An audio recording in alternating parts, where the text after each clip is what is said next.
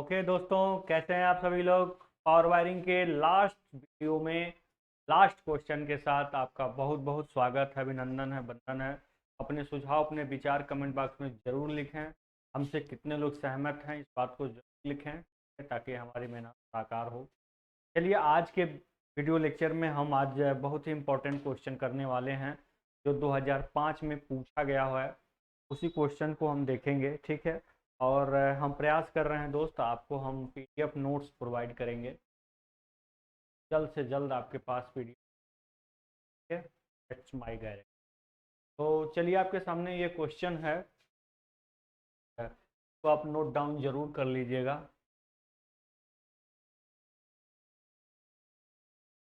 ये आप इसके क्वेश्चन के विषय में ऊपर लिखा हुआ है और क्या क्या निकालना है वो नीचे लिखा है। मतलब पूरा एक पेज का क्वेश्चन में क्या है, एक आपका कार्यशाला है, वर्कशॉप है जिसका प्लान यहाँ पे दिया हुआ है। इसमें एक लेथ मशीन, एक ड्रिल मशीन, एक वेल्डिंग ट्रांसफार्मर लगाना है। मशीन का सप्लाई बिंदु कार्यशाला के प्लान में दर्शित है, ठीक। सब कुछ दिखाया गया है। लेथ मशीन की मोटर 5 HP 400 वोल्ट 50 हर्ट्ज की मोटर 1 HP की है। यानी यहाँ जो मोटर है आपकी, लीजिएगा, ये 1 HP की है। और लेथ मशीन की जो मोटर है वो आपका कितना 5 HP है, ठीक है। और यहाँ पे 5 kVA ट्रांसफार्मर से आपका जो ड्रिल मशीन की मोटर एक बेल्डन ट्रांसफार्मर 5 kVA की है, जो बेल्डन ट्रांसफार्मर दिखाई देना तो 5 kVA का है, ठीक है। 400 वोल्ट 50 हर्ट्ज। तो ये आप इन तीनों के बारे में यहाँ पे दिखा हुआ है, ठीक है। अब सप्लाई यहाँ से देना है, तो अब चूंकि 3 जगह हमको सप्लाई को डिस्ट्रीब्यूट करना है, साफ स्पष्ट है कि आपका मेन स्विच और डिस्ट्रीब्यूशन बोर्ड, ठीक है। तो आपको यहाँ पे आपका क्या दिया हुआ है, सप्लाई है, यहाँ से बोर्ड क्या करना है, लगा देना है, ठीक है। चलिए, अब इसमें हमको क्या क्या करना है शक्ति तार स्थापन, यानी पावर वायरिंग अरेंजमेंट में अरेंजमेंट करना है। पावर वायरिंग के लिए डिस्ट्रीब्यूशन बोर्ड यानी कि मल्टी लाइन डायग्राम बनाना है। फिर यहाँ पे वायरिंग इंस्टॉलेशन के लिए एक लाइन फिगर भी बनाना है। यदि वायरिंग इंस्टॉलेशन सतह मतलब सरफेस कंड्यूट विधि से किया जा रहा है तो उसमें आवश्यक सामग्री का मूल्यांकन कीजिए, तथा वायरिंग इंस्टॉलेशन में कापर वायर पीवीसी केबल उपयोग में लाई जानी, ठीक है। ये सारी चीज़ें क्वेश्चन में दे दी गई है, जो दिया है उसको मानने की ज़रूरत नहीं है। इतनी सारी चीज़ें हैं जो आपको निकालनी है, और क्वेश्चन के विषय में यहाँ पर डाटा सब कुछ, ठीक है। पूरा कंप्लीट करेंगे इस क्वेश्चन को। प्रीवियस क्वेश्चन वो सेकंड था, वो मैंने आपको होमवर्क के रूप में दिया था, इसलिए इसको मैं पूरा करवाऊंगा। आप पूरी वीडियो शुरू से लास्ट तक देखेंगे तो आपको चीज़ें बहुत समझ, ठीक है। एजम्पशन पे अब हम बात कर लें। तो जैसे एजम्पशन मैंने बताया था कि यहाँ पे हमने 5 HP पावर फैक्टर 1 HP की मोटर के लिए पावर फैक्टर का मैंने एक टेबल दिखाया था। ये टेबल हम 1 HP से कितना मानते हैं, ये पावर फैक्टर एफिशिएंसी टेबल है, वो प्रीवियस पावर वायरिंग के लेक्चर में लिखाया गया है, प्रीवियस ने उससे पहले वाले। 5 kVA ट्रांसफार्मर की एफिशिएंसी हमने 90% मानी है। और main switch motor transformer switch फर्श के 1.5 मीटर की ऊंचाई पे लगनी है। सरफेस कंड्यूट जो पाइप है, वायरिंग इंस्टॉलेशन में पाइप का जो नली फर्श से मुख्य स्विच की ऊंचाई पर ले जाया जाएगा, ठीक है। मतलब कंड्यूट के द्वारा ही, कंड्यूट के द्वारा हम फर्श से ऊंचाई तक ले जाए, ठीक है। इसका मतलब कुछ खास नहीं है। Surface conduit pipe wiring installation में कंड्यूट फर्श से मुख्य स्विच की ऊंचाई पर, मतलब मुख्य स्विच से कंड्यूट कनेक्ट होकर वायर को नीचे, यहाँ पे देखिए मशीन जो है फर्श से 20 सेंटीमीटर यानी कि जो फाउंडेशन की ऊंचाई है 0.2 मीटर की ऊंचाई पे स्थित है। वाहक नली 5 मीटर की लंबाई में उपलब्ध है। आपके 5 मीटर बनाना, तो हम बता रहे हैं कि इफिशियंसी पावर फैक्टर तो मानना ही है, तो हमने 5 HP के लिए अलग, 1 HP के लिए अलग, भाई अलग होगा ही, जाहिर बात है। ये ट्रांसफार्मर पाइप की एक बात यहाँ पे सामने आ गई, तो हम आपसे पूछना चाहते हैं कि ट्रांसफार्मर की जो रेटिंग होती है वो केवीए में, आप कमेंट बॉक्स में अपने विचार जरूर बताइएगा। ट्रांसफार्मर की रेटिंग केवीए में आप बॉक्स में, तो नेक्स्ट लेक्चर में इसका एक्सप्लेन, पावर के साथ डिफरेंट टाइप्स ऑफ पावर के साथ रियल में। और एक बात ये, ट्रांसफार्मर का अगर स्टेप अप है तो उसका वोल्टेज हाई होता है, लेकिन क्यों ऐसा होता है वो भी आपको बॉक्स में बताएंगे लेक्चर। जबकि ओम्स लॉ में आपने क्या देखा है कि voltage directly proportional current is directly proportional voltage if condition, बड़ा ओम्स लॉ में ना। ट्रांसफार्मर में जस्ट उल्टा होता है आपको। चलिए, तो इतनी सारी बातें आपको एजम्पशन में मानना है। देखिए, इसमें हमने बिल्कुल नहीं माना है कि कौन सा वायर यूज करना, क्योंकि वायर जो यूज करना है क्वेश्चन दे चुका है, ये नहीं माना, जो नहीं दिया है उसी को हम यहाँ मेंशन करते हैं दोस्तों, तो हम यहाँ पे हैं। ठीक है, अब हम आगे बढ़, ये आपका प्लान का wiring diagram, simple wiring diagram, यानी आरेख चित्र आप कह सकते हैं। तो यहाँ पे आपका 5 kVA का ट्रांसफार्मर है, स्विच द्वारा इनको क्या है, यहाँ पे 5 HP की मोटर है, तो यहाँ पे मोटर की स्विच आपकी टी, और ये आपका क्या, आपका मोटर है यहाँ पे, ये आपका इसका TPIC स्विच है, और ये क्या है, स्टार्टर। ठीक है, तो मान लीजिए इस स्विच के लिए एक बक्सा लगा दिए, कवर लगा दिए, इस दोनों के लिए एक कवर लगा दिए। आप अपने तार कर रहे हैं, बिल्कुल मिलाने की जरूरत नहीं है कि आपकी तार इसको, आपको अपने अनुसार करना है। मान लीजिए हम ये चाह रहे हैं कि हम दोनों का अलग अलग बक्सा लगाएं, कोई गलती है? कोई गलती नहीं। हम एक ही बक्से में दोनों को रखना चाहते हैं, गलती है? अगर अलग अलग बक्सा लगाएं तो मात्रा बढ़ जाएगी, तो आप अपने अनुसार में कर रहे हैं तो ठीक है। तो मोटर की स्विच स्टार्टर, मोटर की स्विच स्टार्टर, ये सारी बातें आपके क्वेश्चन में ही दी जाती हैं। देखिए यहाँ पे ये सब नहीं, ठीक है। तो इस प्रकार से आपको एक डिस्ट्रीब्यूशन बोर्ड होगा, डिस्ट्रीब्यूशन बोर्ड इसमें जरूर होगा। चलिए, यहाँ पे हमने सप्लाई दिया, डिस्ट्रीब्यूशन बोर्ड से एक तार जाएगा ट्रांसफार्मर के लिए, एक तार जाएगा 5 मोटर के लिए, एक तार जाएगा 1 HP कर दिया। जो प्लान में इन लंबाई में क्या क्या लगा हुआ है वो हमने किया, जैसे सब कुछ है, क्लियर है आपके। अभी जब इसका लिस्ट बनाएंगे तो सब आपको आएंगे, दिखा कर ही लिखेंगे, जबरदस्ती कुछ यहाँ पे। अब आगे बढ़, या सिंगल लाइन डायग्राम देख लो। पहले हमने क्या लिखा, एक हमने बॉक्स बना, बॉक्स में हमने TPIC स्विच तो भरा, TP, ठीक है, RYB। अब फिर हमने एक बॉक्स यहाँ पे हमने एक बॉक्स, यहाँ पे हमने कोड कैसे बनाया, एक प्लेट, दो प्लेट, 3 फेज का, तीनों प्लेट हमने क्या कर दिया। अब हर प्लेट से एक एक फेज निकालेंगे तो क्या एक सेट, 3 का एक सेट बन गया भाई, 3 सर्किट बन, क्यों? क्योंकि वो में 3 का 5 HP मोटर, एक आपका 1 HP, ठीक है, 3 को कनेक्शन करना है।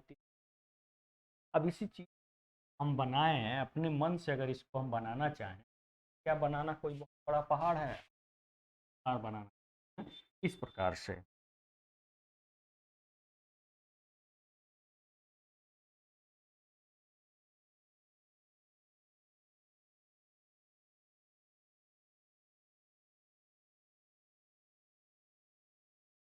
क्या आपका R है, ये Y है, RY, हम यहाँ से हम वैसे नहीं बनाना चाह रहे हैं, हम इसे बना R, हमने एक तार को उठाया, तार को उठाया कनेक्शन की, हमने 3 तार को उठाया, यानी कि एक प्लेट आपकी क्या बन गई, R, दूसरी प्लेट क्या बन गई, Y, तीसरी क्या बन गई, या हमने प्लेट लगाया, इसको बस बार बोलेंगे, नंबर ऑफ कनेक्शन, एक फेज एक प्लेट से दूसरा फेज, दूसरा फेज तीसरे प्लेट से। अब यहाँ से हम चाहें 3 को हमको सप्लाई देना है, ट्रांसफार्मर, 1 HP मोटर, 5 मोटर, यहीं से हम 3 फेज निकाल लेंगे। क्या तो फेज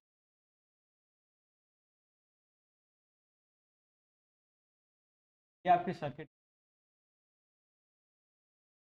आपके देखिएगा, आपके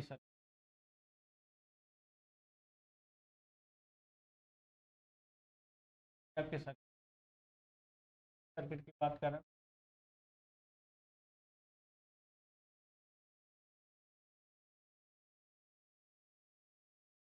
आपके सर्किट चाहे तो आप यहाँ लिख सकते हैं, ये किसके लिए जा रहा है, 5 kVA ट्रांसफार्मर जा रहा है, 5 HP मोटर जा रहा है, 1 HP। तो ये आपका क्या हो गया, मल्टी, चाहे इसको ऐसे करके बनाए चाहे आप, ठीक है, आपको अपने अनुसार करना, फिर यही बात। तो ये आपका TPIC स्विच हो गया। क्यों डिस्ट्रीब्यूशन बोर्ड लगाया यहाँ पे, प्रीवियस में क्यों नहीं लाया, क्योंकि उससे एक ही मोटर सप्लाई डिस्ट्रीब्यूट करने की जरूरत नहीं, या मेन स्विच कर सीधे मोटर कर, ठीक है। तो ये आप ऐसे बना लीजिए, यही चीज यहाँ पे बना हुआ है। तो आप खुद बताइए क्या इसमें कोई अंतर है, आया हूँ, अगर मैं बनाएंगे तो टाइम ज़्यादा। अब हम आगे बढ़ लेते हैं।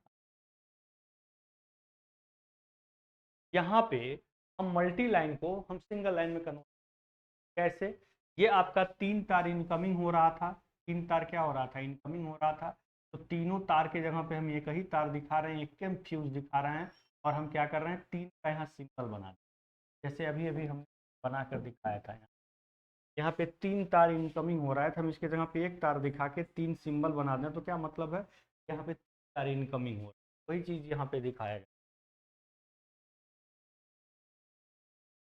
तो 3 तार यहाँ पे इनकमिंग हो रहा है, और यहाँ से डिस्ट्रीब्यूशन बोर्ड लग रहा है, 3 तार इनकमिंग हो रहा है, और आपका मेन स्विच में क्या लगा है, तो फ्यूज लगाए, लेकिन तार जब दिखा मतलब हो जाएगा 3 फ्यूज लगा हुआ, ठीक है। और इसको डिस्ट्रीब्यूशन बोर्ड, यानी कि एक के हम सब जगह एक ही दिखाएंगे, एक ही प्लेट को दिखाई दिया, और यहाँ से हमने 3 फेज निकाले, यानी कि सब 3 तार हम निकाले, तार 3 यहाँ 3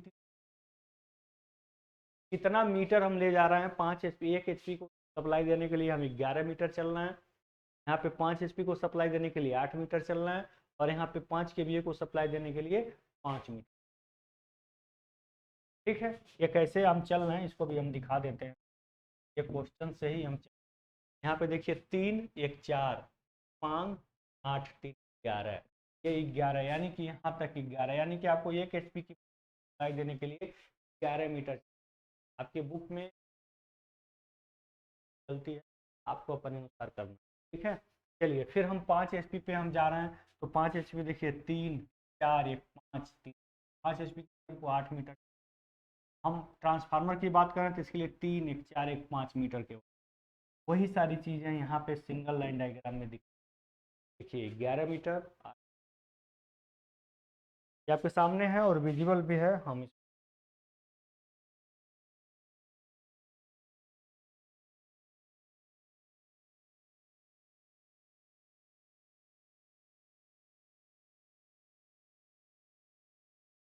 इसी तरह से क्लियर हो रहा होगा, सारे डिस्टेंस से कहाँ से लिए गए, क्वेश्चन से लिए, इस तरह से हम सिंगल लाइन डायग्राम भी बना सकते हैं अगर क्वेश्चन में पूछ तो, कोई बात नहीं।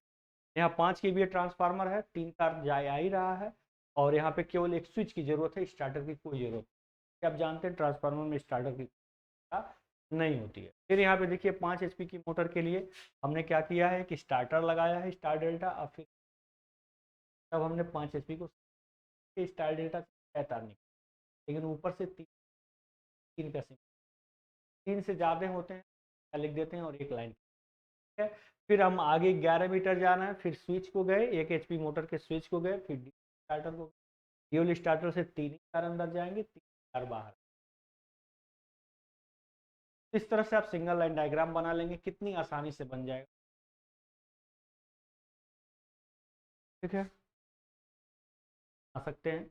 साथ लीजिए, फिगर को बनाइए, चीज़ों को मैंने बता दिया है, ये पूरा आपको मेन स्विच को रिप्रेजेंट कर रहा है, ये पूरा आपका डिस्ट्रीब्यूशन बोर्ड को रिप्रेजेंट कर रहा है, सब सिंगल लाइन में हमको, चलिए। अब आगे चलते हैं, हम चलते हैं कैलकुलेशन। कैलकुलेशन मतलब हम अलग अलग कैलकुलेशन करेंगे। एक एचपी की मोटर के लिए अलग करेंगे, फिर बिल्डन ट्रांसफार्मर के लिए अलग करेंगे, फिर 5 एचपी की मोटर के लिए अलग कैलकुलेशन। ठीक है।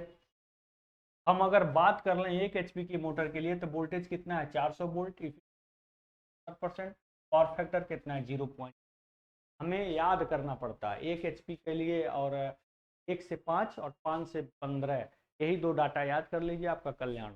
ठीक है।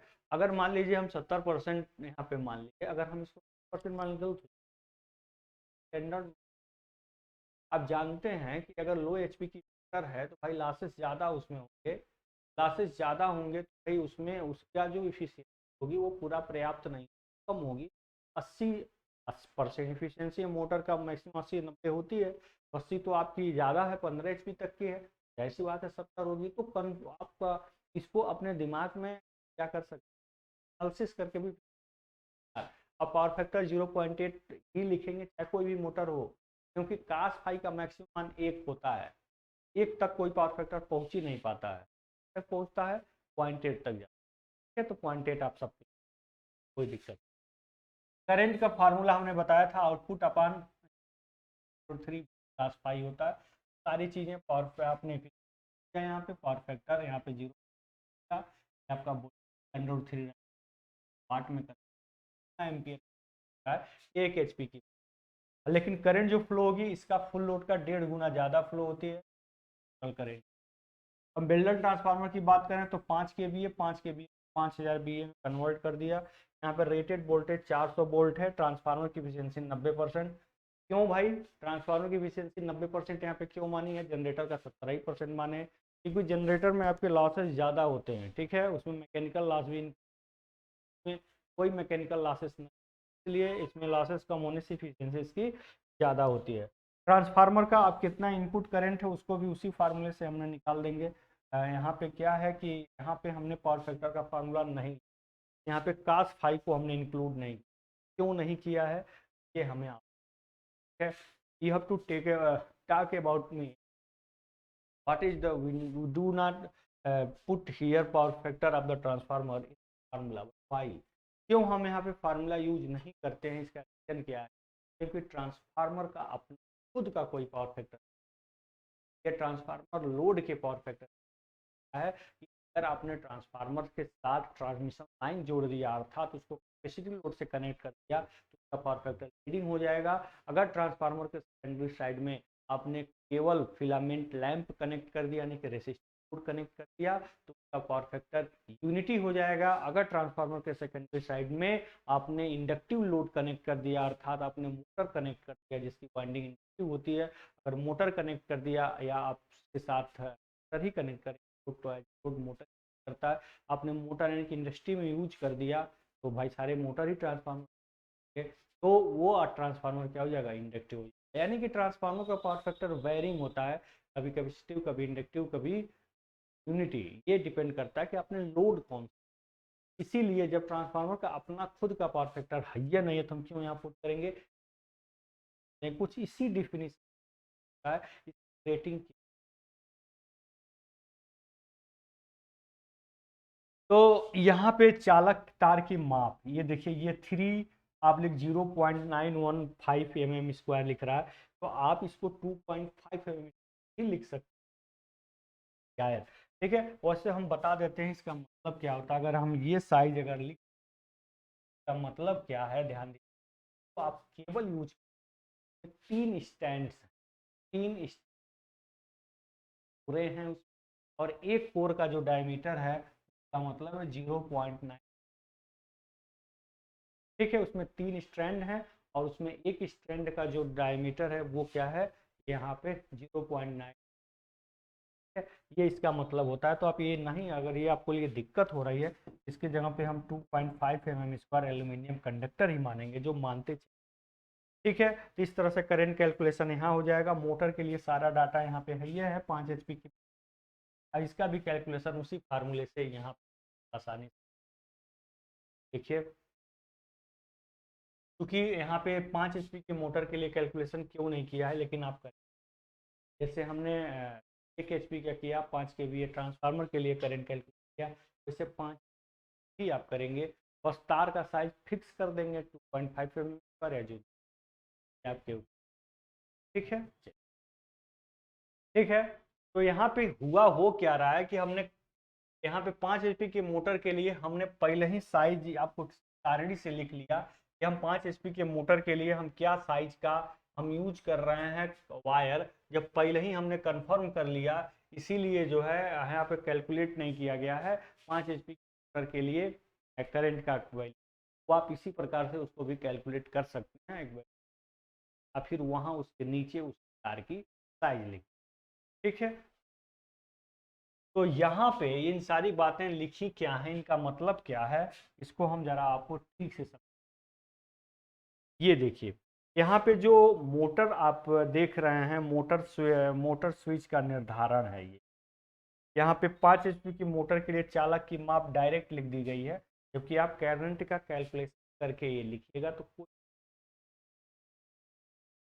करंट कैलकुलेशन कैसे करेंगे, इसी प्रकार से करेंगे जैसे आप इसमें करते चले आए हैं। बस सिंपल आपको करंट आई लिखना है, 5 HP का है तो 5 गुणे 735 आइए, √3 वोल्टेज कितना है 400 है, √3 इफिशियंसी कितना है, इसकी इफिशियंसी 5 HP की है, इफिशियंसी 80% मान लीजिए 0.80।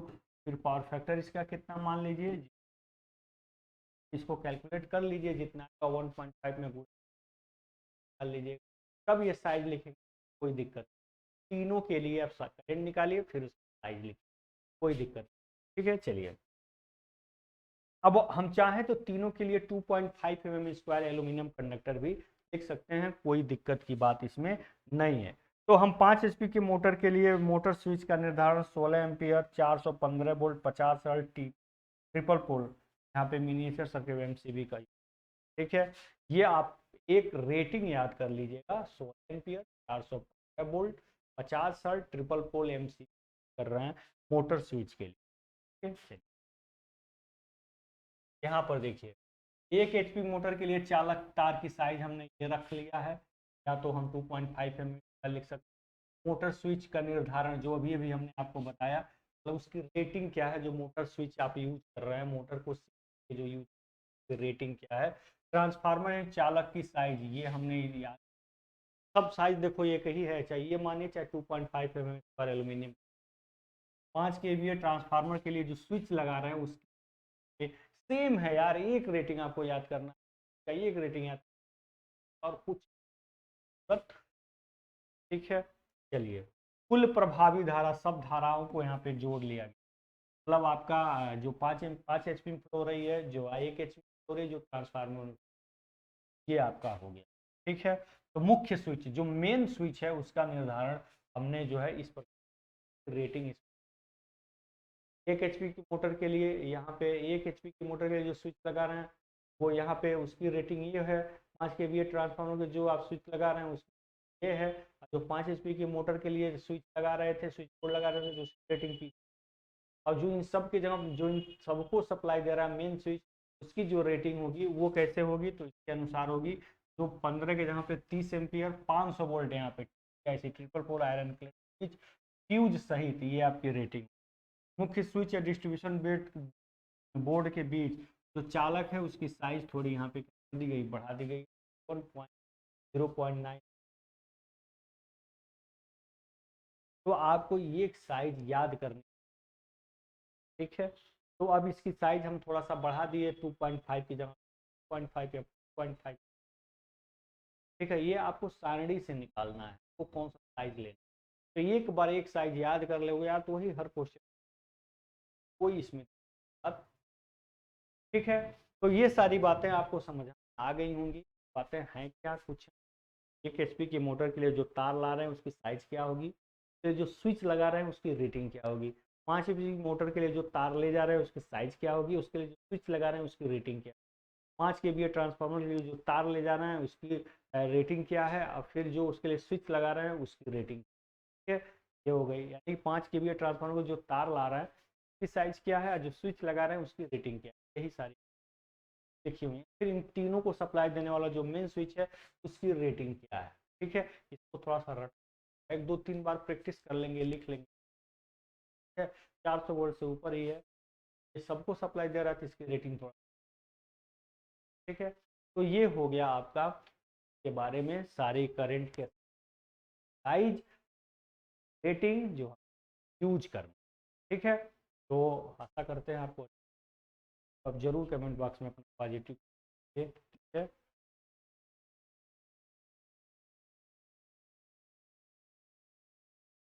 आगे बढ़ेंगे, चलिए। यहाँ पे देखिए सब कैलकुलेशन अलग अलग किया गया है। 1 HP मोटर के लिए अलग है, 5 HP की मोटर के लिए अलग है, फिर ट्रांसफार्मर के लिए अलग है। डाटा सब सेम है, कोई इसमें ये डाटा सेम रहेगा। यहाँ पे हमें करना क्या है, हमें जो भी डिस्टेंस लिखना है वो हमें ध्यान देना है कि सबसे पहले पहले क्या है, मेन स्विच है, तो हम डिस्टेंस किसके किसके बीच लेंगे, आप खुद सोचो यार। डिस्टेंस किसके, आप बिना देखे खुद सोचो। मेन स्विच, डिस्ट्रीब्यूशन बोर्ड, इन दोनों के बीच में कौन सा कंड्यूट यूज कर रहे हैं। फिर डिस्ट्रीब्यूशन बोर्ड और मोटर के बीच में कौन सा कंड्यूट यूज कर रहे हैं। डिस्ट्रीब्यूशन बोर्ड और मोटर के बीच में कौन सा कंड्यूट यूज कर रहे हैं, ये दूसरा स्टेप। तीसरा स्टेप, मोटर और स्टार्टर के बीच में कौन सा कंड्यूट यूज कर रहे हैं। बस यही 3 स्टेप तीनों के लिए लिखा जाएगा, ठीक है। पहला क्या, मेन स्विच या डिस्ट्रीब्यूशन बोर्ड के बीच कौन सा कंड्यूट यूज कर रहे हैं। डिस्ट्रीब्यूशन बोर्ड और मोटर के बीच कौन सा कंड्यूट यूज कर रहे हैं। मोटर स्विच और स्टार्टर के बीच कौन सा कंड्यूट यूज कर रहे हैं। यही सेट तीनों के लिए बन गया है, बस और कुछ नहीं है। देख लीजिए, ये आपके सामने इसका फिगर है, आप देख,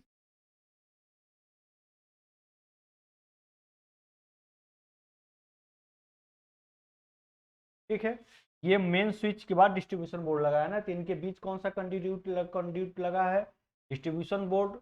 और एक बार 5 HP ट्रांसफार्मर के बीच क्या क्या लगा हुआ है, डिस्ट्रीब्यूशन बोर्ड। 1 HP ट्रांसफार्मर, ये 5, ये एक ये 5 है, 5 HP के बीच क्या क्या कंड्यूट लगा है, कौन सा कंड्यूट लगा है, डिस्ट्रीब्यूशन बोर्ड। 5 kV ट्रांसफार्मर के बीच क्या लगा है, यही चीज वो बताई जाए। कहाँ फ्लेक्सिबल लगाना, कहाँ रिजिड लगाना, इसी सारी चीजों का क्या बनाया गया, एक सारणी बनाया है। और ये सारणी दिखाई, ठीक है। यहाँ पर देख लीजिए, यहाँ पे 1 HP मोटर के लिए अगर हम बात करें, डिस्ट्रीब्यूशन बोर्ड और मोटर स्विच की बात कर दिया, जबकि सबसे पहले ये होना चाहिए। यहाँ पे चलिए चलिए, हाँ ठीक है, बहुत बात। मेन स्विच के जस्ट बाद डिस्ट्रीब्यूशन बोर्ड लगा है, उसकी भी हम खुद 0.25 मीटर या 0.5 मीटर जो भी हो मान। अब डिस्ट्रीब्यूशन बोर्ड के बाद चीजें आगे बढ़ रही हैं। डिस्ट्रीब्यूशन बोर्ड और मोटर स्विच के बीच, 1 HP मोटर के स्विच के बीच कितना, 3 तार जाएगा। कौन सा जाएगा, रीड जाएगा, रीड कंड्यूट जाएगा। डायमीटर क्या होगा, 90 mm डायमीटर होगा। देखो यार ये चीज यहाँ पे है, मेन स्विच और डीबी के बीच तार जा रहा है, और कौन सा कंड्यूट है, रिगिड मतलब दृढ़। कितने mm डाया का, 25 mm डाया का, ठीक है। यहाँ पे कंड्यूट की लंबाई क्या होगी, 0.25 मीटर, और केबल की माप क्या होगा, 7.05, ठीक है। फिर केबल की लंबाई कैसे इतना आया है, ये 0.25 में 3 का गुणा कर दीजिए। कंड्यूट की लंबाई तो 3 का गुणा करेंगे तो 25 तिहाई 75। कंड्यूट वाहक नली की माप, ठीक है, लंबाई 75, गलत दिया हुआ है, इसको कर लीजिएगा, ये हो जाएगा 7, ठीक है। मतलब आपका मेन स्विच के बाद डीबी लगा होगा ना, तो इनके बीच कौन सा कंड्यूट लगा हुआ है, यहाँ पे रिगिड, उसका डायमीटर क्या है, और फिर उसकी लंबाई क्या है। भाई मेन स्विच और डिस्ट्रीब्यूशन पास से पास होता है ना 0.5 मीटर। फिर कौन सा कंडक्टर यूज करेंगे, उसकी साइज आपको रट लेना है, ठीक है। या 2.5 से बढ़ा के ही लिखेंगे, क्योंकि बोर्ड से ही सबको कनेक्शन जा रहा है, ठीक है। यानी कि मेन बोर्ड को दे रहा है तो सबके कनेक्शन के बराबर तो मेन स्विच डिस्ट्रीब्यूशन बोर्ड को दे रहा है, सब करंट के बराबर दे रहा है, इसलिए मोटा कंडक्टर नहीं लगाओगे बोर्ड, ठीक है। अब दूसरा स्टेप में हमने बताया ही था, डिस्ट्रीब्यूशन बोर्ड के बाद मोटर बचेगा, तो 3 मीटर रीड यूज करेंगे, ठीक है। डिस्ट्रीब्यूशन बोर्ड के बाद मोटर हम यूज कर रहे हैं, 90 mm डाया का है, ठीक है। 11 मीटर तक जा रहा है, HP मोटर जा रहा है 11 मीटर, जो हमने दिखाया था। यहाँ पे देख सकते हैं आप, यहाँ पे देख सकते हैं, ये आपका क्या है, ये आपका मेन स्विच है, ये आपका डिस्ट्रीब्यूशन बोर्ड से है। और यहाँ से कनेक्शन कहाँ जा रहा है, 11 मीटर जा रहा है, किसके लिए जा रहा है, 1 HP की। 8 मीटर किसके लिए जा रहा है, ये आपका 5 HP। 5 मीटर किसके लिए जा रहा है, ट्रांसफार्मर के लिए। सारी चीज़ें के अनुसार ही आपका, कोई जबरदस्ती नहीं। ठीक है, यहाँ तक क्लियर है। अब देखिए मोटर स्विच और स्टार्टर के बीच, यानी कि जो मोटर का स्विच है, यहाँ ध्यान दीजिएगा, जो आपका मोटर का स्विच,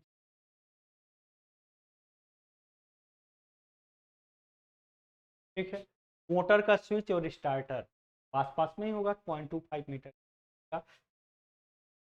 ठीक है, तो यही यहाँ पर किया गया, 0.25 मीटर है मोटर स्विच और स्टार्टर के, और हमेशा इन दोनों के बीच फ्लेक्सिबल कंडक्टिविटी लें। ठीक है, ये चीज़ें आपको यहाँ आसानी से कनेक्ट करेगी 0.25 मीटर से। अब स्टार्टर और मोटर के बीच देख पॉइंट है, स्टार्टर और मोटर के बीच दोनों कंडक्ट जाएंगे, रिगिड भी जाएगा, रिगिड भी जाएगा, और क्या जाएगा, फ्लेक्सिबल भी जाएगा। इसमें कोई दिक्कत तो है नहीं, रिगिड भी जाएगा और क्या जाएगा, और फ्लेक्सिबल। दोनों की साइड 90-90 mm ही होगी, क्योंकि मोटर से जो जा रही है ये 1 HP के लिए है, यानी कि DOL स्टार्टर से मोटर के टर्मिनल पे जा रही है, तो मोटर के टर्मिनल पे DOL स्टार्टर से 3 तार न जाएगी यार, के लिए 19 mm डाया का कंडक्ट पर्याप्त है। ठीक है, तो कनेक्शन आपका कहाँ से कहाँ तक जाएगा, सीधे रिगिड कंडक्ट जो है आपकी मोटर की स्टार्टर से जमीन पे जाएगी, और वहाँ हम लगाएंगे क्या, फ्लेक्सिबल कंडक्ट। कैसे लगाएंगे वो हम बता रहे हैं। ठीक है, फ्लेक्सिबल कंडक्ट, अब वो 1 मीटर पहले दीवार से आगे जाएगी, फिर वो 0.2 मीटर ऊपर उठेगी, तब मोटर को करेगी। ठीक है, ये चीज़ें आपकी क्लियर हैं। यानी कि पहले आपका 1.5 मीटर नीचे रिगिड कंडक्ट यूज करेंगे, और फिर 1 मीटर आगे बढ़ेंगे फ्लेक्सिबल कंडक्ट के साथ, और 0.2 मीटर ऊपर बढ़ेंगे, यानी कि 1.2 मीटर आपको फ्लेक्सिबल कंडक्ट लगाना है। ठीक है, ये साइज सबका फिक्स। ठीक, तब में 3 का गुणा करते जाइए, आपका तार की भी लंबाई निकलता चला जाएगा, साइज निकलता जाएगा। तो ये हमको लग रहा है आपको अच्छे तरीके से क्या हो गया होगा, क्लियर हो गया होगा। ठीक है, चलिए अब 5 HP मोटर की बात कर लेते हैं। हम बात कर लेते हैं अब 5 HP की मोटर की बात कर लेते हैं। तो यहाँ से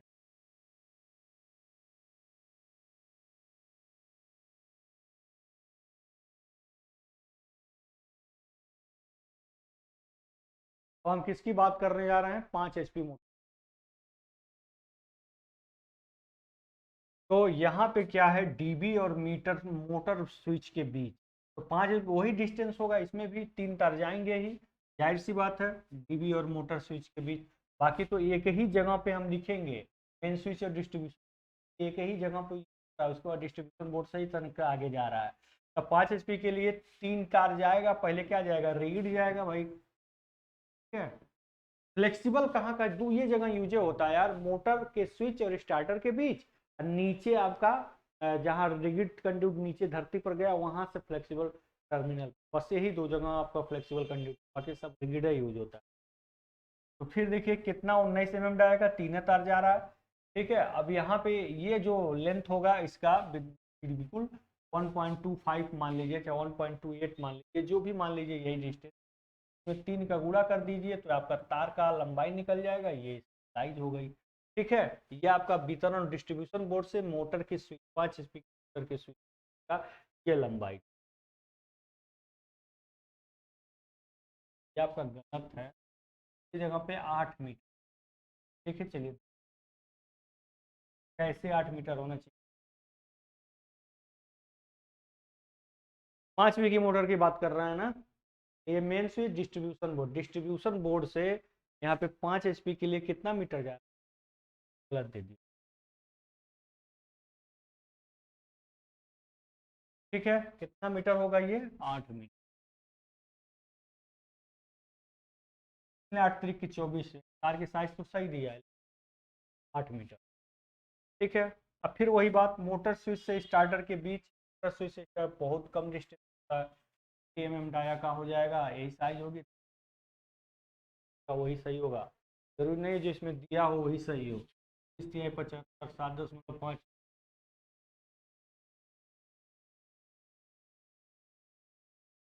गलत हो गया। तीन पचे 15, तीन दूना 6, 1, 2 अंक के बाद दशमलव लग रहा है, 0.75 मीटर। ठीक है, चलिए स्टार्टर और मोटर के बाद अब 5 HP की मोटर के लिए हम स्टार डेल्टा लगा रहे हैं यहाँ पे। तो कितना तार निकल रहा है? 6 तार। कौन सा कंडक्ट पहले लगाएंगे, इसके बाद फ्लेक्सिबल भी लगाएंगे? पहले आपने क्या लगा रखा है? पहले आपने रिगिड लगा रखा है, चूंकि 6 तार उसमें जा रहे हैं, तब यहाँ पे इसकी डाया 25 mm हो जाएगी। और इसकी जो टोटल लंबाई है 1.5 मीटर, यानी कि जमीन से 1.5 मीटर की ऊंचाई पे है। और साइज यही है, और इसमें हम 3 का गुणा कर देंगे कंडक्ट में। 15×3=45। ठीक है, नहीं नहीं, 15×6=90, नो, तो 6 तार जा रहा है, 15×6 हो जाएगा। समझ में आ रही बात? तो हमने 1.5 मीटर नीचे लेकर गए, अब 1 मीटर आगे, अब 0.2 मीटर ऊपर, यानी कि 1.2 मीटर फ्लेक्सिबल कंडक्ट इसके बाद लग जाएगा। कट गया है वो? कटा नहीं है, देखिए यहाँ फ्लेक्सिबल 25 mm, इसमें भी 6 तार जाएगा। 1.2 मीटर, साइज वही है, इसमें 3 का गुणा करेंगे, 6 का 12×6=72, 1. ये जो आपको फ्लेक्सिबल लग रहा है ना, ये 5 HP मोटर के लिए। ठीक, अब हम ट्रांसफार्मर की बात करें, सिर्फ वही, फिर वही बात, डीबी से ट्रांसफार्मर के बीच 3 तार जा रहा है, रिगिड कंडक्ट यूज करना है। कितना होगा? 9 यहाँ mm का कंडक्ट कर रहे हैं, तार है। ठीक है, और यहाँ पे कितना मीटर जा रहा है? 5 मीटर, जैसे हम फिगर में दिखाए थे। टीवी से ट्रांसफार्मर के लिए कितना मीटर जा रहा है? 5 मीटर जा रहा है। यहाँ पे देखिए, यहाँ से आप देखिए, टीवी से ट्रांसफार्मर के लिए कितना मीटर जा रहा है? 5 मीटर जा रहा है। तो यहाँ पे 5 मीटर।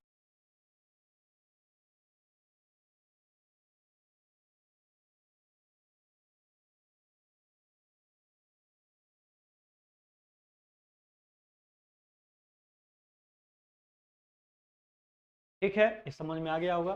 डिस्ट्रीब्यूशन से ट्रांसफार्मर के बीच 3 तार जा रहे हैं, रिगिड है, 90 mm डाया का है, 5 मीटर है, तो 3 का गुणा कर दीजिए, 5 केबल की साइज निकल।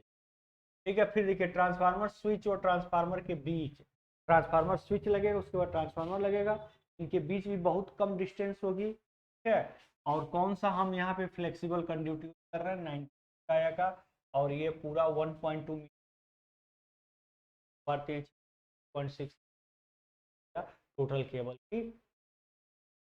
ये तो बेटा क्या है, ये आपका साइज है। अब सारी साइजों को कैलकुलेट करेंगे यहाँ पे। 90 mm जो आपका रिगिड कंडक्ट है, टोटल लंबाई उसकी, या हम इसी सारणी से निकाल करके क्या करेंगे? कैलकुलेट करेंगे। 90 mm रिगिड कंडक्ट, तो 90 mm रिगिड कंडक्ट की अगर हम बात करें, तो ये को हम केवल समझाएंगे क्या? 90 mm रिगिड कंडक्ट। तो हम 90 mm रिगिड कंडक्ट की अगर हम बात कर लेते हैं, तो इसको हम किनारे रख करके देख सकते हैं।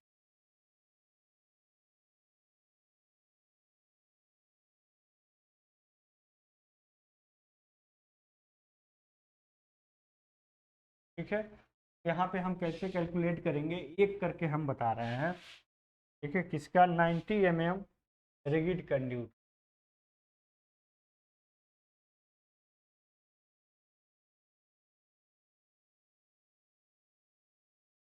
हम लेंथ की, चलिए 90 पहले रिगिड वाले को गोलिया दो। ये 90 रिगिड हो गया, ये 90 रिगिड हो गया, फिर ये 90 रिगिड हो गया, आगे हम देखें। ठीक है, तो रिगिड 90 को सबको गोलियां दी है। पहले लंबाई कितनी है? 11 मीटर। लंबाई कितनी है? वो थोड़ा देख लेना है कि गलत तो नहीं क्या है। स्टार्टर और मोटर के बीच, स्टार्टर और मोटर के बीच ये गलत दिया हुआ, 0.25 मीटर।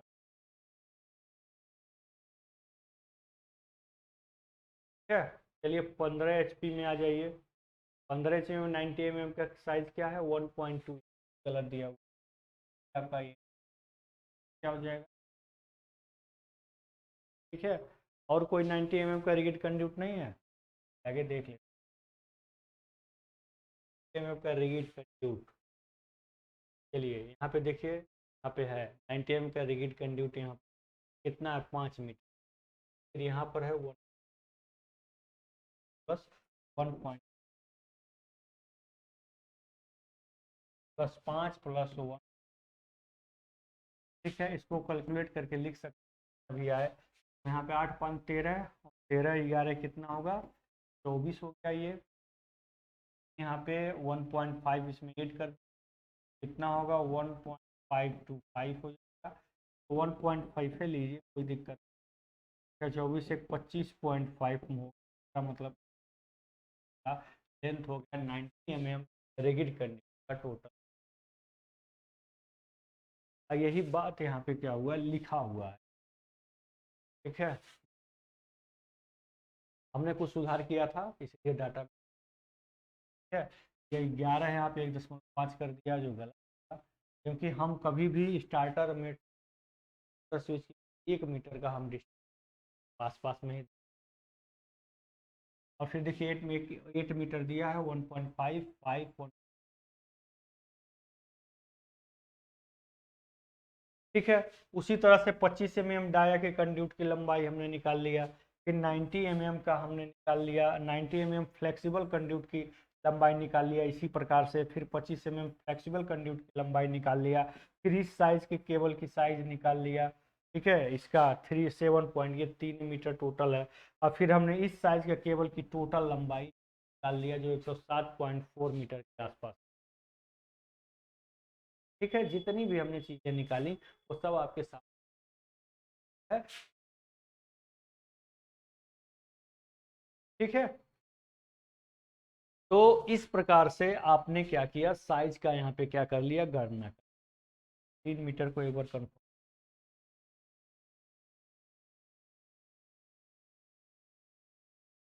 3 मीटर है आपका मुख्य से वितरण, ठीक है। यहाँ पे टोटल तार की लंबाई आपने क्या किया, अब आगे बढ़, ये रहा आपके सामने।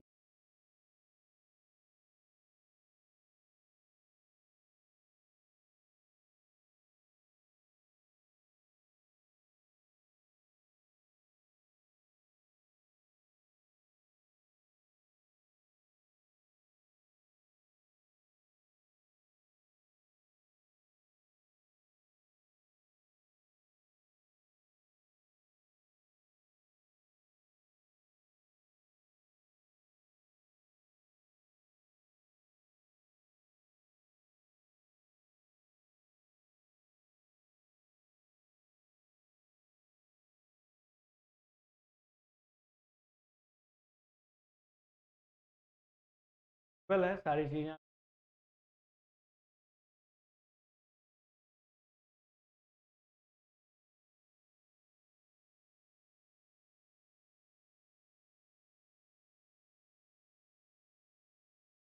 चलिए दोस्त, हमें भले ही नहीं दिख रहा हो लेकिन आप गलती कर दी है, वो प्रिंट करना इसलिए।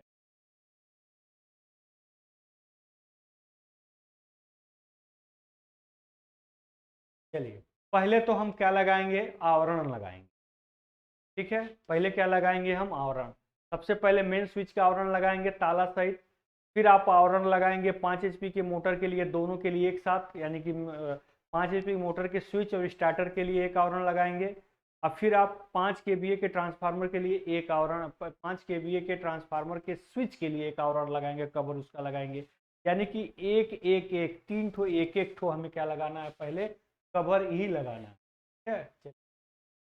तो ये आपका 2 हो गया, ये आपका 2 हो गया, किसके लिए हो गया, एंगल आयरन 30 सेंटीमीटर 45 सेंटीमीटर माप का।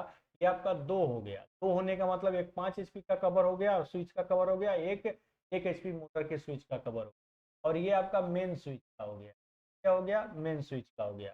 अब फिर देखिए ये आपका बोर्ड है, ये 25 सेंटीमीटर गुणे 45 सेंटीमीटर माप का, यहाँ पर क्या लगा हुआ है, बोर्ड लगा हुआ, ठीक है। सारे सबके लिए आप चाहें तो अलग अलग भी मान सकते हैं, ये आपके ऊपर है, आपको कैसे मानना है, ठीक है। तो जो एंगल आयरन धातु बोर्ड है, इसको हम फिगर से देख लेते हैं एक बार।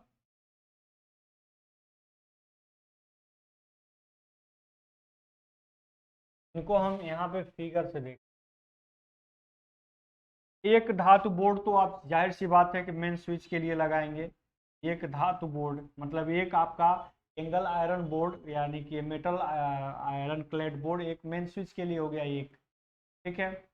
एक हो गया आपका ट्रांसफार्मर के लिए, क्या, एंगल आयरन मतलब कवर, ठीक है, आयरन क्लेड का कवर जिसके अंदर स्विचेस लगाएंगे, स्विच नहीं, कवर, एक ट्रांसफार्मर के लिए, एक इन दोनों के लिए, एक इन दोनों, यानी कि 3 ठो आपको बक्सा लगेगा, 3 कवर लगेगा आयरन, इसके लिए स्विच इसके अंदर डालने के लिए 3 ठो ये हो गया, एक आपका मेन स्विच के लिए, यानी कि टोटल 4 कवर आपके लगे, ठीक है। आप लिख सकते हैं मेन स्विच के लिए ये, और फिर इन तीन एक संख्या में 3 माप में 3 नंबर में आप इनके लिए चीज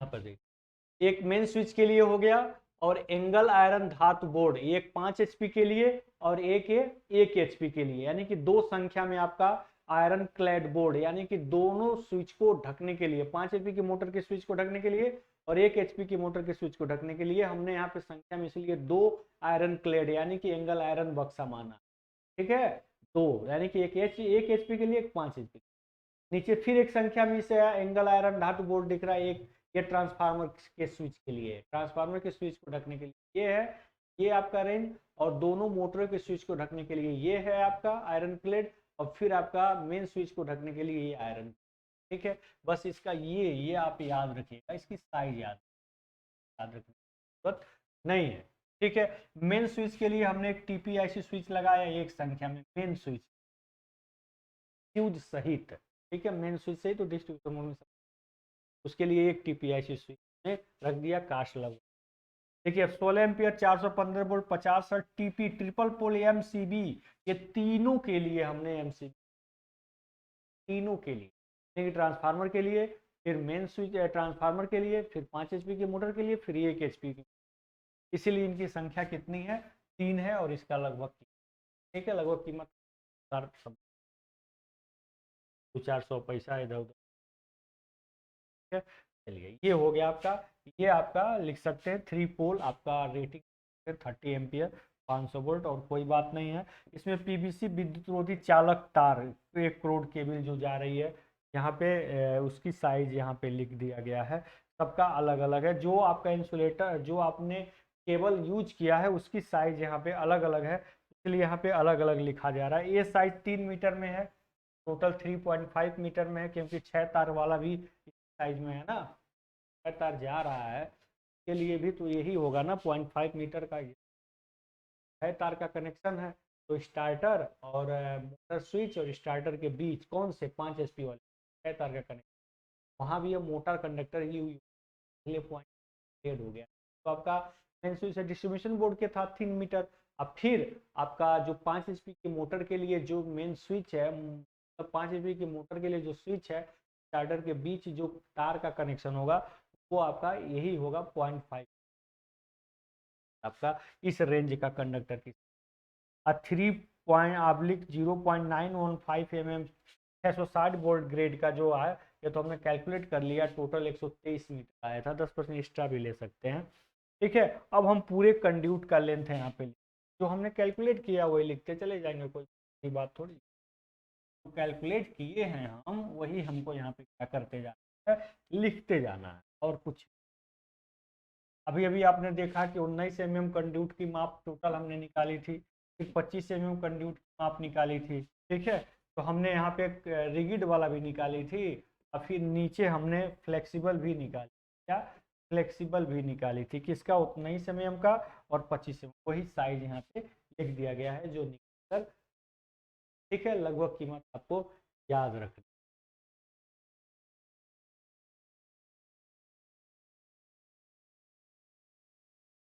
अब यहाँ बात आ गई कपलर की, ठीक है, जो हमने समझाया, यहाँ पे जिसकी बात आ गई, अब उस यहाँ पे 19 mm कपलर की बात कर रहे हैं फ्लेक्सिबल कंड्यूट के लिए, और फिर 25 mm के लिए हम बात कर रहे हैं कितने कपलर की हमें आवश्यकता, ठीक है, 19 mm कपलर की कितनी आवश्यकता होगी, 25 mm आवश्यकता होगी। जनरली ये जो कपलर हैं 2 कंड्यूटों को जोड़, अगर दोनों सॉलिड कंडक्टर को जोड़ रहे हैं तो यही कपलर सॉकेट कहलाएगा, और जब एक रिगिड और एक फ्लेक्सिबल कंडक्ट को जब जोड़ा जाता है तो वो कपलर के द्वारा उसका नाम कपलर हो जाता है। सॉकेट कब होता है? जब दोनों रिगिड कंड्यूट हो और जोड़े ना, तो ये सॉकेट हो जाएगा। ठीक है, जब एक रिगिड हो एक फ्लेक्सिबल हो तब वो जिनको दो जोड़ेंगे तो कपलर हो। तो अब जरा खुद सोचो कि तुमने 19 mm डाया का यूज किया है, तो 19 mm डाया का जो आपका कंड्यूट है वो आपने कहाँ कहाँ यूज किया है, और उस अनुसार हम कपलर को निकाल सकते हैं, कपलर की संख्या निकाल सकते हैं। फिर 25 mm डाया का कंड्यूट कहाँ कहाँ हमने किया है उसके अनुसार उसकी कर सकते हैं, निकाल सकते हैं। कोई जरूरी नहीं है कि इसकी संख्या से हमारी संख्या क्या हो जाए, ये कोई आवश्यक बात नहीं है। तो पहले हम फ्लेक्सिबल यहाँ पे देख लेते हैं। फ्लेक्सिबल कंड्यूट वाली कपलर हमने कितना लगाया, 19 mm डाई के लिए कितना कंड्यूट लगाएंगे, 25 mm डाई के लिए कितना कपलर लगाएंगे। इस बात को अगर समझना है तो हमें प्रीवियस में जाना पड़ेगा। यहाँ पे प्रीवियस जाना पड़ेगा। देखिए 19 mm हम फ्लेक्सिबल और कंड्यूट की बात कर रहे हैं, तो फ्लेक्सिबल और कंड्यूट दो जगह पे जोड़ी गई हैं। फ्लेक्सिबल और कंड्यूट कहाँ पे जोड़ी गई हैं? दो जगह पे जोड़ी गई हैं, एक एचपी मोटर के लिए और एक 5 एचपी मोटर। तो बताइए जब एक एचपी मोटर के लिए रिगिड कंड्यूट नीचे गया और वहां से फ्लेक्सिबल कंड्यूट जोड़े और फिर कनेक्शन मोटर टर्मिनल पे लाए, तो कैसे जोड़ेंगे उस रिगिड कंड्यूट को इस फ्लेक्सिबल कंड्यूट जोड़ने के लिए हम कपल यूज क्या यूज करते हैं। 20 mm का कंड्यूट है वो जोड़ रहे हैं, 20 mm का 25 mm कंड्यूट है, 25 mm फ्लेक्सिबल पाइप से जोड़ रहे हैं, वो क्या हो जाएगा, होगा क्या, वो रियल में क्या होगा, तो कपलर ही होगा। तो हम अगर बात करें तो अगर मान लीजिए कि ये आपका रिगिड है, ये जमीन पे आया और यहाँ से हमने कपलर लगाया, फिर यहाँ से हमने क्या किया, फ्लेक्सिबल कंड्यूट लाया और मोटर के टर्मिनल बॉक्स पे हमने दिया, यानी कि यहाँ भी हमने एक कपलर लगाया 19 mm। ठीक है, यहाँ भी हमने, यानी कि दो कपलर हमने 19 mm डाया में हमने कंड्यूट में कितना लगाया, दो कपलर हमने। या 5 एचपी मोटर के लिए दो कपलर लग गया, इस तरह से 1 एचपी मोटर के लिए दो, वहां भी तो फ्लेक्सिबल करेंगे, वहां भी दो कपलर यूज हो, यानी कि दो और दो 4 कपलर आपके फ्लेक्सिबल के लिए जोड़ रहे हैं, तो 4 कपलर आपके यूज किए 19 mm डाल। ठीक है, इसी तरह से जैसे मैंने कैलकुलेट किया ऐसे आप सबका कैलकुलेट करके यहाँ पे क्या करना है, लिख देना। तो यहाँ पे देखिए 19 mm के लिए यहाँ पे टोटल आपने जो लिखा है वो कितना लिखा है, यहाँ पे 8 लिखा है, लेकिन हमें कितना कैलकुलेट करने पाया है, 4 आया। हम यहाँ पे क्या लिख देंगे, 4 लिख, कोई ये मेंशन नहीं करता कि यहाँ 8 है तो 4 का है। ये हमने कपलर कहाँ लगाया, हमने कपलर लगाया रिगिड और फ्लेक्सिबल कंड्यूट को जोड़ने। ये हो सकता है कि मोटरों के बीच में भी कनेक्शन देने के लिए वहां भी कपलर लगा दिया हो, लेकिन हम वहां कपलर नहीं लगाएंगे, हम वहां पे क्या लगाएंगे, हम वहां पे लगाएंगे निप्पल। ठीक है, तो दो बोर्डों के बीच में जो सप्लाई आदान प्रदान हो रही है, जैसे मोटर के स्विच और स्टार्टर के बीच, और फिर चाहे 1 एचपी हो चाहे 5 एचपी हो, तो इनके बीच में भी हम कंड्यूट लगाएंगे ना, कंड्यूट को दोनों बोर्डों से जोड़ेंगे, तो हो सकता है ये कपलर लगा दिया हो, लेकिन हम क्या लगाएंगे, निप्पल वहां पे। ठीक है, बूसिंग कहाँ लगाएंगे, जब रिगिड कंड्यूट को बोर्ड से कनेक्ट कर, तो ये हमें वायरिंग करनी है तो हम अपने अनुसार कर रहे हैं। हमने यहाँ पे संख्या क्या लिख दी, 4 लिख दी, कोई बहुत बड़ा मायने नहीं रखता, आप उसके अनुसार इसको करेंगे। फिर अगर 25 mm की अगर कंड्यूट की बात करें तो 25 mm की कितनी लग रही है, 2 लग रही है, कितनी लग रही है, 2 लग रही है। कैसे 2 लग रही है, तो भाई अगर ये आपका मेन स्विच है और ये आपका डिस्ट्रीब्यूशन बोर्ड है और इसके बीच में 0.25 मीटर का रिगिड कंड्यूट जोड़ा जा रहा है, तो कैसे जोड़ेंगे इसको और इसको, तो जोड़ेंगे कैसे, इसको भी आप जो है यहाँ पे और यहाँ पर क्या लगाएंगे, यहाँ पे 25 mm डाया माप का क्या लगाएंगे, यहाँ पे हम देखिएगा यहाँ फ्लेक्सिबल की बात कर रहे हैं, तो इन दोनों के बीच रिगिड लग रहा है, और हम बात किसकी कर रहे हैं, फ्लेक्सिबल की कर रहे हैं। तो 19 mm के लिए अपने फ्लेक्सिबल के लिए कितना लग रहा है कपलर, ये तो निकाल दिया, लेकिन 25 mm के लिए कपलर, ये तो देखिए 25 mm कहाँ हम यूज कर रहे हैं, 25 mm कंड्यूट, 25 mm कंड्यूट दो जगह यूज कर रहे हैं, एक यूज कर रहे हैं मेन स्विच और डिस्ट्रीब्यूशन बोर्ड के बीच, तो रिगिड कंड्यूट हो जाएगा, इसको हटा दीजिए, फ्लेक्सिबल की हम गणना कर रहे हैं। जब दूसरा आपका 25 mm का कंड्यूट कहाँ लगा हुआ है, जो आपका स्टार डेल्टा स्टार्टर है वहां से जो कंड्यूट नीचे जा रही है उससे जो फ्लेक्सिबल कंड्यूट जोड़ रहे हैं वहां पे आपका क्या लग रहा है, वहां पे कपलर 25 mm डाया का।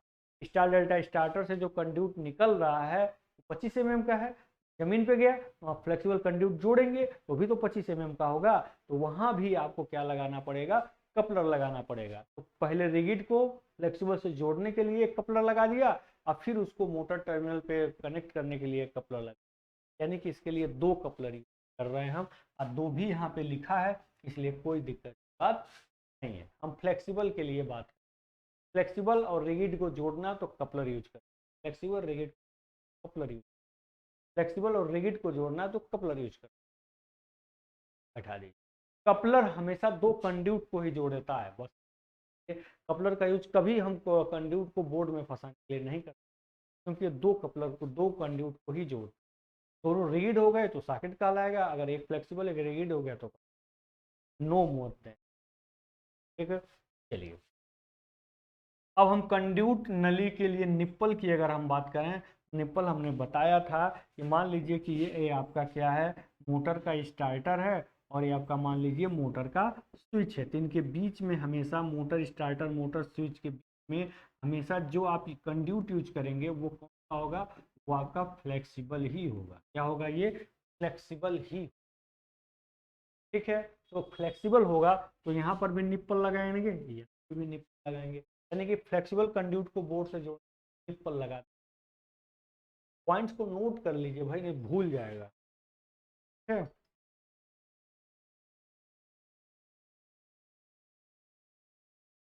ठीक है, तो अगर हम निप्पल की यहाँ पे अगर हम बात कर रहे हैं तो यहाँ पर आप क्या देखेंगे, मेन स्विच, यहाँ पे क्या लगा रहा है, मेन स्विच और मोटर स्टार्टर। 5 HP में भी यही खेल होगा और 1 HP में भी मोटर का switch, motor MS main switch नहीं, मोटर का स्विच, मोटर का स्विच और स्टार्टर। 1 HP में भी यही होगा। ठीक है, इनके बीच में भी हम फ्लेक्सिबल कंड्यूट यूज करेंगे, इनके बीच में भी फ्लेक्सिबल कंड्यूट यूज करेंगे, यानी हाँ के भी बीच फ्लेक्सिबल कंड्यूट यूज कर रहे हैं। 1 HP मोटर के लिए स्विच और उसका स्टार्टर, 5 HP के लिए मोटर का स्विच और इसका स्टार्टर। तो फ्लेक्सिबल कंड्यूट को जब मोटर का बोर्ड से जब जोड़ते हैं ना, वहां निप्पल लगाते हैं। तो 1 निप्पल, 2 निप्पल, 3 निप्पल, 4 निप्पल। हम यहाँ पे कितना निप्पल लगा रहे हैं, 4 निप्पल लगा रहे हैं। सिंपल सी बात है, हम यहाँ पे 4 ही लिखेंगे, 4 ही लिखेंगे, नहीं समय हम डाया के लिए।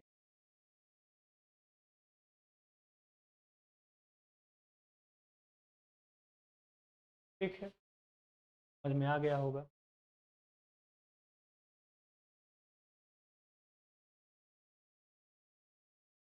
ठीक है ना, तो अब हम यहाँ पर 25 mm डाया का हम निप्पल यहाँ पे यूज कर रहे हैं और इसकी संख्या कितनी हो रही है, 1 हो रही है।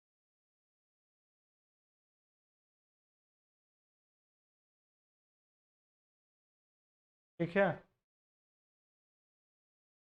यहाँ पर 25 mm। अब देखिए और भी हम यूज कर सकते हैं। अब निप्पल, अब बूसिंग का भी यूज हो रहा है यहाँ पे क्या यूज हो रहा है, बूसिंग का भी यूज हो रहा है। तो हमने क्या कर दिया है कि हमने दोनों के बीच में जहाँ फ्लेक्सिबल कंड्यूट यूज कर रहे हैं, ठीक इसके बीच में, मोटर के स्विच में और मोटर के स्टार्टर के बीच में जो हम यूज कर रहे हैं उसकी संख्या में यहाँ पे क्या कर दिए, दर्शा दिए। ठीक है, जितना हमने सामने देखा उतनी संख्या हम यहाँ पे क्या कर दिए।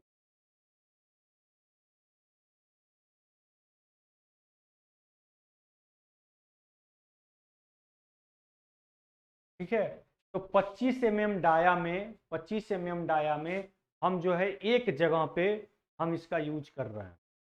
25 mm डाया में हम एक जगह पे इसका यूज कर रहे हैं, लेकिन हम वहाँ बुशिंग भी कर सकते हैं और वहाँ पे हम निप्पल भी कर सकते हैं, वो हमारे ऊपर है कहाँ एक जगह, वो हम बताते हैं। जैसे ये आपका DOL स्टार्टर है, ये आपका क्या है, DOL का स्टार डेल्टा मान लीजिए, ये आपका स्टार्टर है। यहाँ से 6 तार निकलेंगे, तो जाहिर सी बात है कंड्यूट जो हम लगाएंगे 25 mm का लगाएंगे, इसको जोड़ने के लिए हम बुशिंग भी लगा सकते हैं, निप्पल भी लगा सकते हैं। अगर हम 25 mm डाया की बात कर रहे हैं तो यहाँ पे एक जगह यहाँ पे दिखा रहा है ना, तो यहाँ पर भी यहाँ पे क्या लगा दिया है, यहाँ पर बुशिंग है। आप निप्पल लगा दिया है, आप यहाँ पे बुशिंग भी लगा सकते हैं। जैसे जो यहाँ पे देखिए एक एक की जो संख्या दिखा रहा है, यहाँ पे एक की जो संख्या दिखा रहा है 25 से, वही है जो आपके स्टार डेल्टा स्टार्टर से कंड्यूट जो जोड़ करके नीचे ला रहे हैं। स्टार डेल्टा स्टार्टर से 6 तार निकल रहे हैं, यानी कि 25 में डायरेक्ट कंड्यूट होगा, और स्टार डेल्टा स्टार्टर से और उस कंड्यूट को जोड़ने के लिए क्या यूज कर रहे हैं, निप्पल यूज कर रहे हैं। ठीक है, वही। अब देखिए, अब हम बुशिंग की भी बात कर रहे हैं। बुशिंग की बात 90 mm माप की है और 25 बुशिंग का मतलब जब कोई सॉलिड कंडक्टर बोर्ड से जाके जुड़ता है, इसको लिख लीजिए, याद कर लीजिए। जब कोई सॉलिड कंडक्टर बोर्ड से आके कनेक्ट होता है, जैसे आपका ये मेन स्विच है और यहाँ पे आपका डिस्ट्रीब्यूशन बोर्ड है, ठीक है। मेन स्विच है के बीच में सॉलिड कंडक्टर आके मिल रहा, यहाँ भी एक बुशिंग होगा, यहाँ भी एक बुशिंग, ठीक है, जहाँ सॉलिड कंडक्टर आपस में आके मिल रहे हैं, यहाँ भी। अब यहाँ पर देखिए, ये आपका क्या है, मोटर का, ये आपका, ये मान लीजिए मोटर का, आप मोटर का स्विच है, और यहाँ पे क्या है, स्टार्टर है। तो यहाँ पे जो कंड्यूट आएंगे ना, यहाँ पर बुशिंग, ठीक है, यहाँ पर आपका क्या होगा, ठीक। अब डिस्ट्रीब्यूशन बोर्ड से हमने रिगिड कंड्यूट कंड्यूट यहाँ पे ला करके जोड़ा, तो यहाँ पर भी क्या होगा, बुशिंग। 1 2 3 हो गया, ये हो गया 4 हो गया। अब प्लस देखिए, यहाँ पे इन दोनों के बीच तो फ्लेक्सिबल लगा था, यहाँ पे 4 हो गया। अब फिर हम यहीं से कनेक्शन ला के जा रहे हैं दूसरे मोटर के लिए, दूसरे मोटर के लिए जा रहे हैं। तो दूसरे मोटर के लिए भी यहाँ पे एक तो 5 HP का है और एक आपका 1 HP का है। तो ये कंड्यूट आपको यहाँ भी तो आ रहा है, यहाँ भी तो कनेक्ट हो रहा है, एक भी लग गई, यहाँ से भी तो कंड्यूट नीचे जा रहा है, एक यहाँ भी लग गई, ठीक है। तो 4 टोटल लगी थी, 4 ये 2 कितना हो गए, 6 हो गए, 4 + 2 6 हो गए। अब ट्रांसफार्मर के स्विच में भी तो इनकमिंग आपका कितना है, ट्रांसफार्मर के स्विच की अगर हम बात करें, वहाँ पे इनकमिंग कितना है, अगर हम ट्रांसफार्मर के स्विच की बात करें, तो वहां पे भी तो तार आ रहा है, कंड्यूट वहां भी तो आ रहा है, एक बुशिंग यहाँ लग गई, एक बुशिंग यहाँ लग गई, यानी कि ये हो गया 4 2 6 तो 8, 8 बुशिंग हम क्या कर रहे हैं, यूज कर रहे हैं। और देखो ये फ्लेक्सिबल वाला एक छूट गया है दोस्त, जो हमने 4 लिखा था, यही दिक्कत है। देखो यहाँ पे 4 नहीं, ट्रांसफार्मर, ट्रांसफार्मर और ट्रांसफार्मर स्विच, ये आपका मान लीजिए ट्रांसफार्मर स्विच है, ये मान लीजिए ट्रांसफार्मर है, इनके बीच भी फ्लेक्सिबल कंडीशन है, यानी कि यहाँ भी निप्पल, यहाँ भी आपका यहाँ भी निप्पल, यहाँ भी 2 निप्पल, यहाँ भी, 4 + 2 6, इस बात को ध्यान, ठीक है। और यहाँ आपकी टोटल संख्या कितनी आ गई है, 90 mm की अगर हम बात कर रहे हैं बुशिंग की, तो संख्या कितनी आ गई है हमारे अनुसार, 8 आई, ठीक है। तो हमने यहाँ पे क्या लिखा है, 8 लिखा। अब इसी तरह से 25 mm वाला हम कंड्यूट देख लेंगे, 25 mm वाला संख्या कितनी आई है। 25 mm वाला कंड्यूट कांच के किसके बीच जुड़ा हुआ है, 25 mm वाला कंड्यूट किसके किस जुड़ा हुआ है, इसकी संख्या देख लेंगे। क्योंकि हमने स्टार डेल्टा स्टार्टर में जो कंड्यूट को बोर्ड से जोड़ा है, स्टार डेल्टा स्टार्टर में जो कंड्यूट जोड़ा है, वहाँ पे एक हमने निप्पल लगा दिया है, तो हम उसको तो अब जोड़ेंगे नहीं। तो 25 mm में अगर हम देखेंगे तो उसकी संख्या 2 हो जाएगी, और अगर हम 19 mm में देखेंगे तो एक मोटर स्टार्टर, फिर एक मोटर स्टार्टर, इनके बीच तो हम देखेंगे नहीं। तो हम अगर 19 mm में अगर हम देखना चाह रहे हैं, तो हम डिस्ट्रीब्यूशन बोर्ड से एक हमने 5 HP के लिए, 5 HP के लिए, और फिर डिस्ट्रीब्यूशन से, और फिर यहाँ भी 19 mm के लिए हम यहाँ भी लगाएंगे क्या, एक यहाँ, हाँ एक यहाँ हुआ, 4 हम घुसेंगे 19 mm।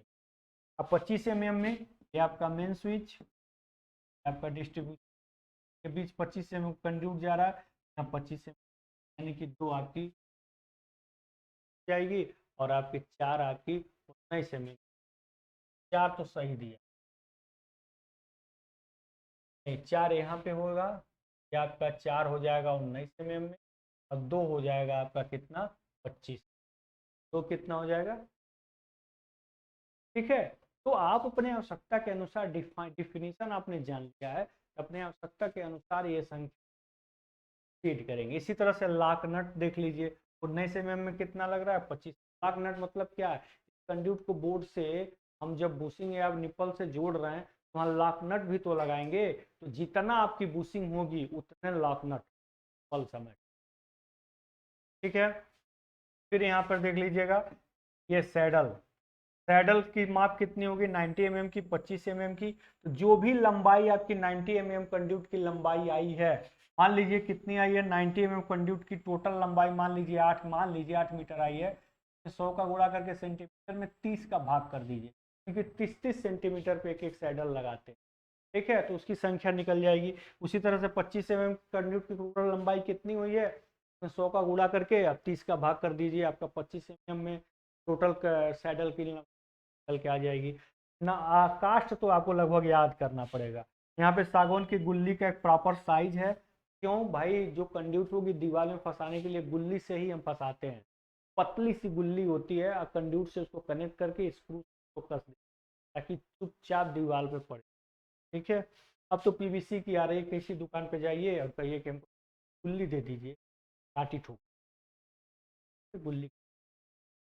तो यहाँ पे देखिए पेंच और जो भी आपको आवश्यकता के अनुसार है एलएस करके आप ले सकते हैं, जितना पेंच आपको लग रहा है। ठीक, ये अर्थिंग सेट के लिए मैंने आपको बताया था कि बहुत कुछ नहीं, अर्थिंग सेट के लिए आप सीधे मान लीजिए,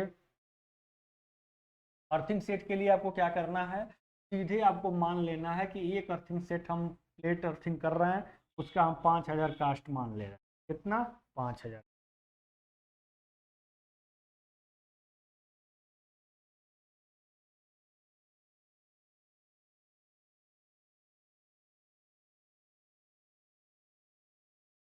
ठीक है, one earthing set, one earthing set का सीधे 5000, सब लेबर ओवर। ठीक है, बस हो गया आपका राशन प्लेट ट्रीटमेंट चार्ज का एक निश्चित आप लिख दीजिए। इस प्रकार से जितना भी निकल के आपके सामने आया पूरी कास्टिंग करिए, जितना भी आया उसको लिख दीजिए। जैसे प्रीवियस लेक्चर में काउंटिंग हमने दिखाया है कैसे आपको कास्टिंग करना, पूरा लिख दीजिए। अब फिर उसका आप 3 से 5% या 10% कॉन्टीजेंसी चार्ज ले लीजिए, और फिर जो उसमें से आ रहा है 10% उसका लेबर चार्ज ले लीजिए, और फिर टोटल कास्ट जोड़ के नीचे। अर्थिंग का चार्ज जोड़ने की जरूरत नहीं, क्योंकि इसमें आपने 5000 एक प्लेट अर्थिंग के लिए आपने लिख लिया। ठीक है, एक प्लेट अर्थिंग सेट लिखें, प्लेट अर्थिंग, इसको लिखने की तब जरूरत है। तो ये हो गया आपका लिस्ट प्रिपरेशन, यानी कि एस्टिमेटिंग, लिस्ट प्रिपरेशन, कास्टिंग में जोड़ना। आपके समय में केवल लिस्ट प्रिपरेशन के लिए पूछ रहा है, कास्टिंग के बारे में नहीं पूछ रहा है। इस प्रकार से आपका क्या हो गया, ये पावर वायरिंग नामक ही फिनिश हो गया। और मैंने इन सारी बातों को बहुत अच्छे किया है और आपको रियलाइज किया कराया है कि आपको वायरिंग आपको सेल्फ करनी है, तार करनी है, अपने आवश्यकता के अनुसार जो भी डाटा है उसको फीड करना, उसको भरना। ठीक है, ये कोई जरूरी नहीं है कि एकदम सेम इसी साइज में हो और सेम ऐसे ही सेट करके हम लिखें, ये कोई जरूरी नहीं है। आपको तार करना है, जहां आपको समझ आ रहा है आप उन चीज़ों को वहां पे करेंगे। और रिमार्क में आप चाहें तो लिख देंगे तो और बेनिफिट हो जाएगा। जैसे आपने बुशिंग लिखा 19 mm है, तो बुशिंग में लिख लीजिए रिगिड कंड्यूट को बोर्ड से जोड़ने हेतु, रिमार्क में लिख, जब रिमार्क में इतना लिख दोगे आप तो बहुत बढ़िया हो। ठीक है, तो ऐसे आपको जितना आपको जैसे रूल है उसी के अकॉर्डिंग सारी बातों को अपने अनुसार लिखिए, फिर एस्टिमेटिंग करिए, फिर कास्टिंग करिए, और कोई इसमें एक्स्ट्रा। ठीक है, तो कैसा लगा मेरे द्वारा प्रोवाइड किया गया, आप हमें जरूर बताइएगा दोस्तों। क्या करेंगे कि आपको